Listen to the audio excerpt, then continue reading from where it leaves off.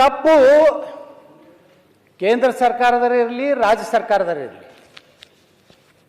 ತಪ್ಪು ತಪ್ಪು ತಪ್ಪೇ. ನೀವು ಹೋರಾಟ ಮಾಡ್ತೀರಿ, ಏನು ವಿರೋಧ ಪಕ್ಷದಾಗ ನೀವೇ ಮುಖ್ಯಮಂತ್ರಿ ಆದಾಗ ನಿಮ್ಮ ಮಾತಿನ ನಾಲಿಗೆ ಬೇರೆ ಆಗ್ತದೆ.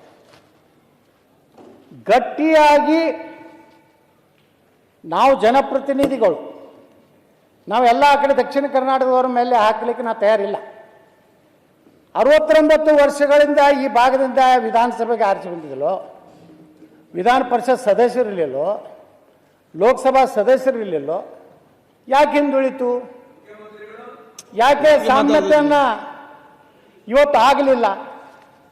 ಇವತ್ತು ನೋಡ್ತಾ ಇದ್ವಿ ಅಧ್ಯಕ್ಷ, ನೀರಾವರಿ ಭಾಳ ದೊಡ್ಡ ಉತ್ತರ ಕರ್ನಾಟಕದ ಭವಿಷ್ಯ ಬದಲಾವಣೆ ಆಗಬೇಕಾದ್ರೆ ನಾವು ಏನಾದರೂ ಉತ್ತರ ಕರ್ನಾಟಕನ ಅಭಿವೃದ್ಧಿ ಮಾಡ್ತೀನಂದ್ರೆ 10 ಕಿಲೋ ಅಕ್ಕಿಯಿಂದ ಉದ್ಧಾರ ಆಗುವುದಿಲ್ಲ.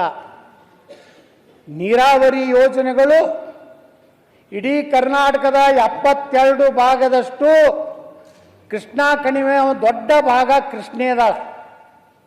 ಆದರೆ ಎಲ್ಲ ಸರ್ಕಾರಗಳು ಬಂದಾಗ ನೀವು ಬಂದಾಗ ಏನು ಮಾಡಿದ್ರಿ, ನೀವು ಬಂದಾಗ ಏನು ಮಾಡಿದ್ರಿ?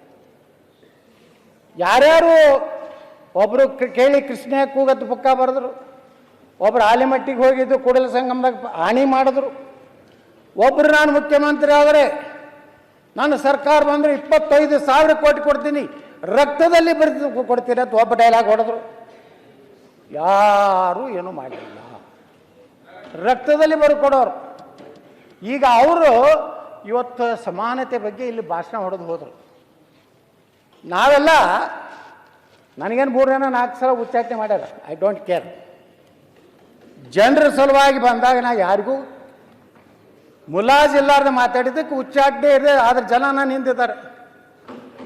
ಜನ ನಮ್ಮ ಪರವಾಗಿದ್ದಾನಂದರೆ ಜನ ಎಂದೂ ಕೈ ಬಿಡೋಲ್ಲ ಅಧ್ಯಕ್ಷರೇ. ನಾವು ವಿಧಾನ ಪರಿಷತ್ತಿಗೆ ನಿಂತಾಗ ಇಡೀ ರಾಜ್ಯಕ್ಕೆ ಹೈಯೆಸ್ಟ್ ಹೋಟ್ಲೇ ಇವತ್ತು ವಿಧಾನ ಪರಿಷತ್ತಿಗೆ ಆಯ್ಕೆ ಬಂದ ಪಕ್ಷೇತರ. ಕಾರಣ ಜನರಿಗೆ ಗೊತ್ತಿತ್ತು ಈ ಮನುಷ್ಯ ಒಬ್ಬ ಮಾತಾಡೋ ಒಬ್ಬ ಹೋರಾಟಗಾರ ಬೇಕಂತೇಳಿ. ಅದಕ್ಕೆ ಅಧ್ಯಕ್ಷರನ್ನ ಹೇಳಿದ ನೀರಾವರಿ ಸಮಸ್ಯೆ ನೋಡ್ರಿ, ಇಲ್ಲಿ ಭಾಳ ದೊಡ್ಡ ದೊಡ್ಡ ಕೆಲವೊಂದು ಮಂತ್ರಿಗಳು ಭಾಳ ದೊಡ್ಡ ದೊಡ್ಡ ಭಾಷಣ ಮಾಡ್ತಾರೆ ನಮ್ಮ ಉತ್ತರ ಕರ್ನಾಟಕದ. ಅವ್ರು ನೋಡಿದ್ರೆ ಸುಮಾರು 7 ಜಿಲ್ಲೆಯೊಳಗೆ 38ಕ್ಕೂ ಹೆಚ್ಚು ಹಳ್ಳಿಗಳಲ್ಲಿ